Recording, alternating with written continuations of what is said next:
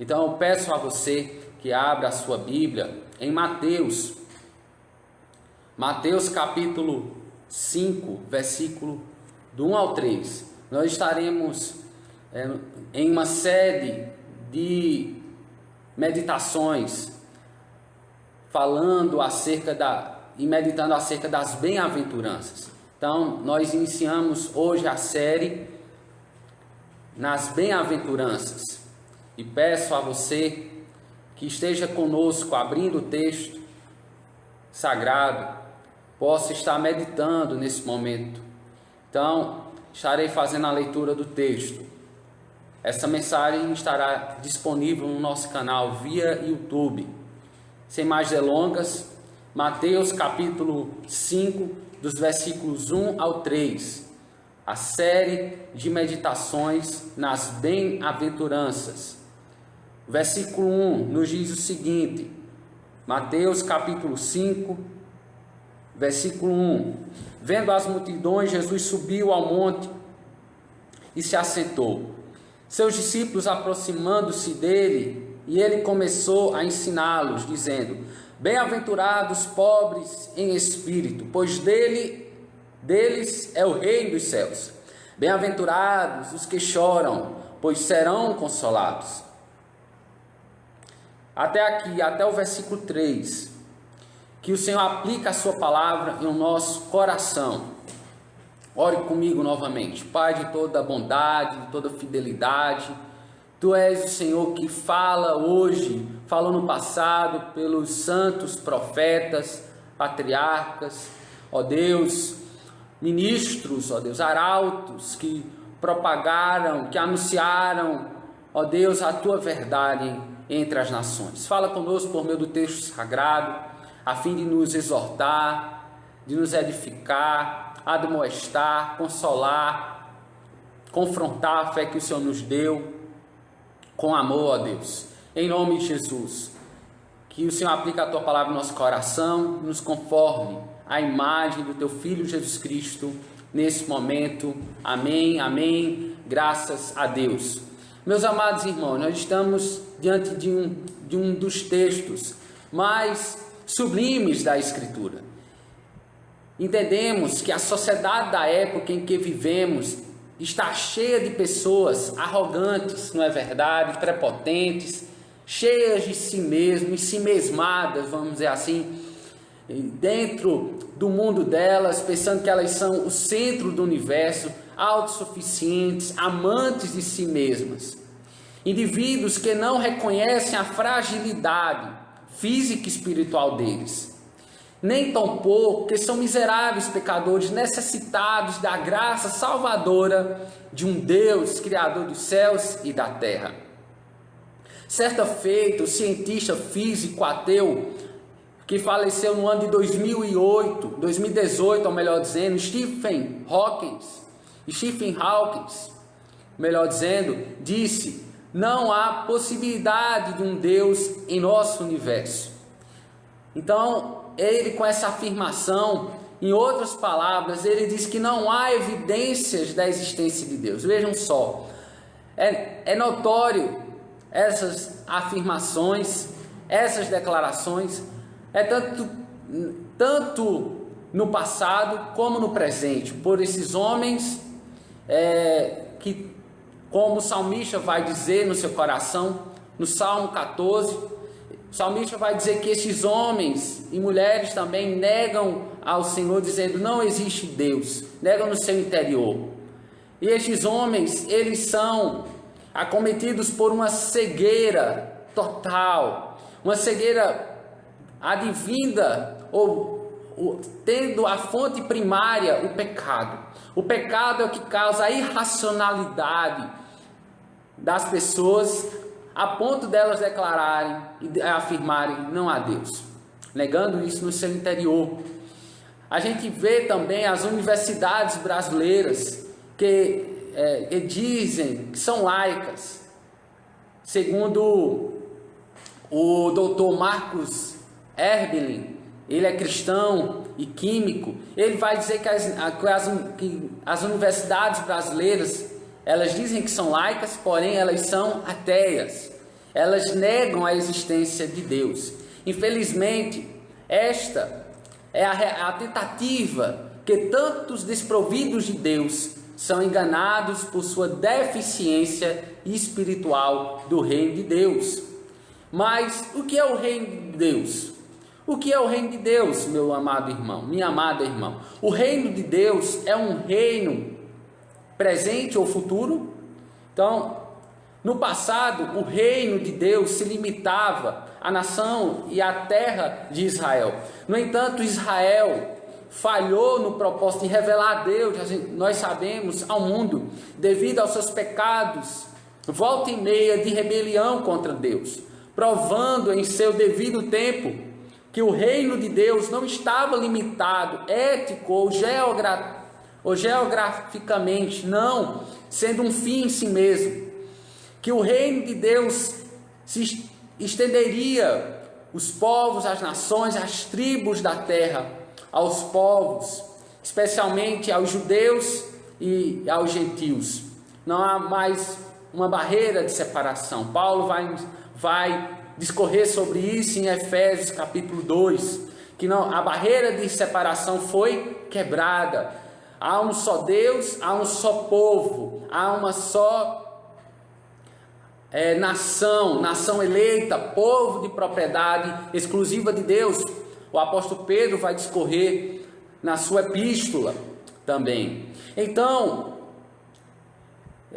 nós sabemos que o reino de Deus foi inaugurado por meio da encarnação de Cristo, seu único filho, Jesus de Nazaré. Então Jesus explica o sentido mais específico do reino de Deus em Mateus, já lido nessa noite, Mateus 6, versículo 10, que diz assim: venha o teu reino. Veja a oração do Senhor, a oração como é conhecida, a oração do Pai Nosso. Venha o teu reino, faça-se a tua vontade, assim na terra como no céu. Jesus, como de costume, ensinando e pregando o evangelho do reino, começa a expor o mais sublime sermão do reino de Deus, chamando a todas as multidões, mais do que felizes são aqueles que reconhecem a deficiência espiritual e o reino de Deus. Então, eu quero pensar com os irmãos nessa noite sobre a deficiência espiritual e o reino de Deus. De que maneira alcançaremos o reino de Deus? Então, há essa deficiência espiritual e o reino de Deus. E de que maneira alcançaremos o reino de Deus? Em primeiro lugar, reconhecendo que é pobre em espírito. Em segundo lugar, desfrutando do reino de Deus. Então, Jesus, ele, por meio do versículo 1 e o versículo 2, estaremos lendo nesse momento, nós observamos, e o texto vai nos dizer nesse momento: vendo as multidões, Jesus subiu ao monte e se assentou. Seus discípulos, aproximando-se dele, e ele começou a ensiná-los, dizendo: bem-aventurados os pobres em espírito. O texto diz, no contexto imediato, que Jesus, vendo as multidões, subiu a uma região montanhosa, uma região do antigo Jerusalém, montanhosa, e assentou-se. E os discípulos, achegando-se para perto de Jesus, eram ensinados por meio de sua doutrina, que os levaria ao bem espiritual, à cura de sua deficiência espiritual pecaminosa. Assim eles seriam bem-aventurados. Então se faz necessária uma pergunta: como nós reconhecemos que somos pobres em espírito? Então nós, fazendo uma autoanálise, como o Senhor declara que bem-aventurados são os pobres em espírito, como nós vamos reconhecer? Qual será o sinal, o registro, a autenticação que nós reconhecemos, que nos comprova, que assevera que nós somos pobres em espírito? Em primeiro lugar, reconhecendo nossa pequenez e a imensidão do reino de Deus. Quando nós reconhecemos que nós somos miseráveis, quando nós reconhecemos que somos pobres e nus, que necessitamos, que precisamos do Deus Criador dos céus e da terra, reconhecemos que somos tão insignificantes diante da vastidão do ser de Deus, porque Ele é todo poderoso, Ele é imutável em seu ser, Ele é sabedoria, justiça e verdade, o Deus que fez o universo e tudo que nele existe pelo poder de sua palavra. Gênesis capítulo 1, versículo 1.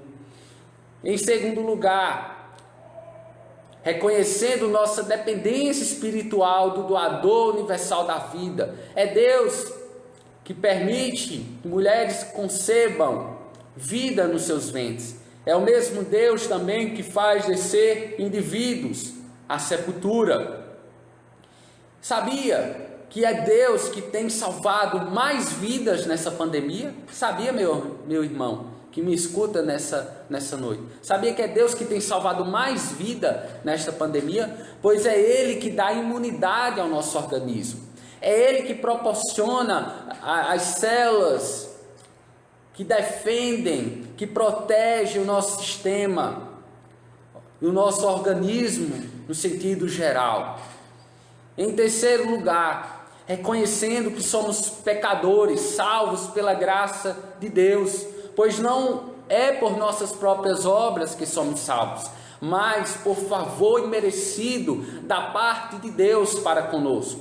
Paulo, em Efésios capítulo 2, os versículos 8 e 9, diz assim: pela graça sois salvos, mediante a fé, e isso não vem de vós, é dom de Deus, não de obras, para que não se glorie. Então nós somos salvos para revelarmos a justiça de Deus, para estarmos em novidade de vida, sendo sal da terra, luz do mundo e sendo promotores da glória de Deus aonde nós estivermos postos, colocados, sendo bênção na vida em comunidade, na vida comunitária, revelando o Senhor Jesus Cristo, exalando o bom perfume de Cristo. Amém, irmãos?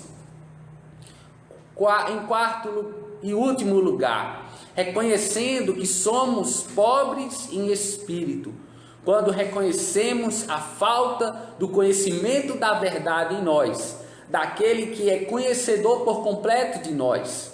Agostinho de Hipona orou dizendo o seguinte, ele ora declarando o seguinte: que eu te conheça, ó conhecedor de mim, que eu te conheça tal como sou conhecido por ti. Então aqui essas quatro formas de nós reconhecermos se somos pobres, em outras palavras, se somos humildes de espírito ou pobres em espírito. Quando nós reconhecemos tudo isso, somos assim, ou podemos pensar acerca disso, da nossa tamanha pequenez. Somos pequenos, somos falhos e limitados. O pastor Mauro Meister, ele vai dizer que não há pessoas humildes, que não há pessoas pobres em espírito, mas só há pessoas humildes e pobres no espírito quando são rebaixadas, quando são humilhadas diante de um Deus que é soberano, diante de um Deus que está acima dos poderosos e reis deste presente século. Quando nós nos rebaixamos, quando nós nos humilhamos, quando nós reconhecemos que somos pó, que somos cinza, que não somos insignificantes ao compararmos com a grandiosidade do nosso Deus, assim Ele coloca em nós esta humildade, Ele coloca em nós essa pobreza, essa humilhação, e assim nós conseguimos verdadeiramente ser cristãos genuínos. Essa de fato é a principal marca do cristão, do crente genuíno. O sentimento de humildade, o sentimento que é limitado, que é carente, que que é grato ao Senhor pela salvação e pela redenção em Cristo Jesus. Só Deus pode revelar nossas deficiências espirituais, meus irmãos. Nosso fracasso espiritual. Só Deus herdado em nosso pai Adão. Então foi herdado esse fracasso. No Éden, Adão tinha o livre acesso ao Deus Pai. E isso foi tomado no Éden dos nossos pais federativos e foi nos tomado posteriormente, porque herdamos o pecado dele, o fracasso espiritual que adentrou na raça humana. Quando nós reconhecemos verdadeiramente, seremos felizes. Quando nós reconhecemos que precisamos, necessitamos do nosso Senhor, Criador dos céus e da terra, seremos verdadeiramente felizes, seremos bem-aventurados, mais do que felizes, como diz o Salmo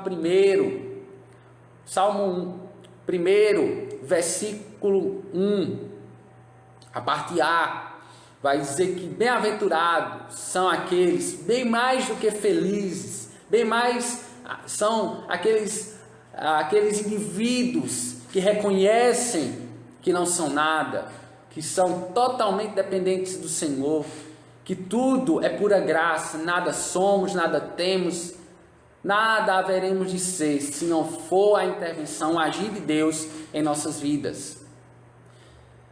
E o versículo 3 do Salmo 1 ainda diz que seremos como a árvore plantada junto a ribeiros de águas, a qual dá o seu fruto no seu devido tempo, as suas folhas não murcharão, e tudo quanto fizer prosperará. Certa feita, um homem disse: as pessoas dizem que dinheiro não traz felicidade. Ele concorda com isso, esse homem, mas não tem como negar que o dinheiro abre muitas portas, os melhores lugares, os melhores produtos e os melhores tratamentos têm um preço alto. E somente quem tem muito dinheiro é que tem condição de pagar por eles. Sem perceber, nós cristãos achamos que as coisas espirituais também funcionam da mesma forma. Ou seja, pensamos que somente aqueles que são mais espirituais é que estão perto de Deus e recebem as maiores bênçãos. Leve o engano nosso. Mas Jesus ensina que esses nem sempre estão perto dele. Por exemplo, nós observamos os religiosos da época de Jesus, os fariseus, os mestres da lei, os saduceus de sua época faziam longas orações. Eram mestres em ensinar a lei, mas tudo isso acabava afastando-os de Deus, pois eles não reconheciam que eram pecadores. Eles eram rápidos em apontar os erros dos gentios, mas não faziam a autoanálise, erravam, pecavam e não se arrependiam. E é por isso que Jesus disse que o reino de Deus é somente para aqueles que se consideram pobres espiritualmente. Quando Jesus disse que alguém é bem-aventurado, é como se ele estivesse elogiando essa pessoa. E nesse caso ele estava dizendo: parabéns aos pobres em espírito, porque eles recebem de presente o reino de Deus. Louvado seja o nome do Senhor, o reino dos céus. Dando continuidade, irmãos, estamos meditando no tema a deficiência espiritual e o reino de Deus. De que maneira alcançaremos o reino de Deus? Em primeiro lugar, vimos reconhecendo que é pobre em espírito. Quando nós reconhecemos que somos limitados, pobres, cegos e nus, quando nós somos humilhados pela potente mão do Senhor, e em segundo lugar, desfrutando do reino de Deus.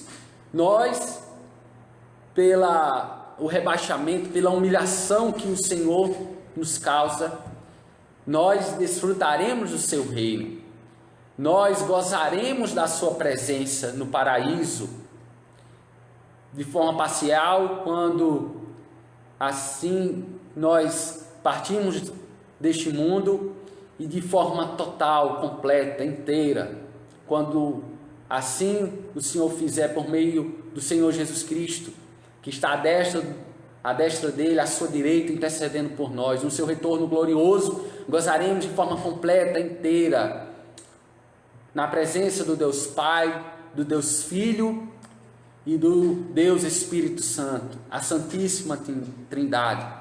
Então, nós já gozamos do reino de Deus. O reino de Deus está dentro de nós. O reino de Deus é a pessoa bendita do Espírito Santo, nos ensinando a cada dia, nos instruindo, nos aconselhando em amor. Vamos ler o texto capítulo 3, versículo 3, ou melhor dizendo, capítulo 5, versículo 3, diz assim: bem-aventurados os pobres em espírito, pois deles é o reino dos céus. Podemos perguntar, então, nessa noite, quais as pessoas que desfrutarão do reino dos céus? Jesus disse que são as pessoas que olham para dentro de si mesmas e não encontram nada, absolutamente nada, e não tem nada para oferecer a Deus, somente pecado. Essas pessoas são mendigas de si mesmo, como o mendigo Lázaro, a parábola do rico e de Lázaro. O mendigo Lázaro, que reconheceu sua total dependência de Deus, da sua graça e misericórdia. Então essas pessoas se consideram boas. Essas pessoas não se consideram boas nem justas, pois sabem que são pecadoras. Pois leem Romanos 3:23, que diz: todos pecaram e destituídos e separados estão da presença e da glória do Senhor Deus. Jesus ama, meus irmãos. Jesus ama essas pessoas, irmãos, porque essas pessoas sabem que não podem salvar a si mesmas, pois sabem que há apenas um único e suficiente Salvador. O apóstolo João escuta uma grande e forte voz declarando a salvação em Cristo, em Apocalipse capítulo 12, versículo 10, que diz: então vi uma voz do céu que dizia: agora veio a salvação, o poder e o reino de nosso Deus e a autoridade do seu Cristo, pois foi lançado fora o acusador dos nossos irmãos, que os acusa diante do nosso Deus dia e noite. Não há mais acusação, não há mais condenação. Por mais que o inimigo das nossas almas, o adversário das nossas almas, ele nos acuse, por mais que a nossa carne que milita contra a ação do Espírito Santo, por mais que o mundo que nos rodeia nos acuse, nada, absolutamente nada pode nos arrebatar dos braços de Jesus. Nada, porque nós confiamos, Ele é a segurança, Ele é a certeza e a convicção, pelo seu sacrifício na cruz do Calvário, por sua vida, pelo seu sepultamento, por sua morte, ressurreição, ascensão. Nós podemos e temos uma fé, uma esperança viva, que nada absolutamente pode nos roubar. Bendito seja o nome do Senhor Jesus Cristo. Jesus disse na oração ao Pai Nosso, Mateus 6,10, venha o teu reino e seja feita a tua vontade, assim na terra como no céu. Jesus nos ensina a amarmos ao Senhor e ao seu reino, que é a paz, a justiça e a alegria no Espírito Santo. Romanos 14:17, submetendo de que maneira nós estaremos amando ao Senhor e ao seu reino, e sendo co-participantes ou participantes do seu reino aqui na terra. Quando nós nos submetemos ao seu pastorio, ao seu senhorio, quando nós nos sujeitamos quando nós sujeitamos a nossa vontade limitada e falha, a vontade perfeita e soberana do Pai, porque a vontade do Senhor é boa, perfeita e agradável. O pastor Hernandes Dias Lopes disse que o reino de Deus é maior do que a igreja, e é o governo de Deus, onde uma pessoa se submete a Cristo. Aí está o reino. O reino de Deus é a presença do rei. Onde está o rei, está o reino. Para concluir, meditamos sobre a deficiência espiritual e o reino de Deus nessa noite. Então, de que maneira alcançaremos o reino de Deus? Em primeiro lugar, vimos que é por meio do reconhecimento, que é por meio da pobreza em espírito, reconhecendo que é pobre em espírito. Em segundo lugar, desfrutando do reino de Deus. Quem serão aqueles que desfrutarão do gozo e da alegria no Espírito Santo? Aqueles que reconhecem a sua pequenez, aqueles que reconhecem as suas limitações, as suas falhas, que são pecadores e precisam urgentemente da salvação que há somente por meio do único mediador entre Deus e os homens, o Senhor Jesus Cristo. Foi Ele que, por meio de Cristo, o Senhor propôs reconciliação. Deus reconciliou consigo o mundo por meio do seu Filho Jesus, o ministério da reconciliação. Então, nós seremos participantes desse reino, nós seremos coparticipantes das bênçãos, os privilégios da adoção, da santificação e da justificação. Temos a justiça perfeita de Deus cobrindo, a justiça perfeita de Jesus Cristo cobrindo os nossos pecados, quando nós reconhecemos que somos pobres, nus e cegos. Precisamos do favor divino, precisamos do resgate, da libertação que só Ele promove. Meus amados irmãos, precisamos nos esvaziar de nós mesmos, como Cristo se esvaziou, tomando a forma de servo. Somos tão somente servos, não mais do que isso. O autor e poeta do livro de Lamentações, Lamentações 3, versículo 40, disse: esquadrinhemo-nos os nossos caminhos, provemo-los e voltemos para o Senhor. Algumas atitudes nesse momento que devemos termos.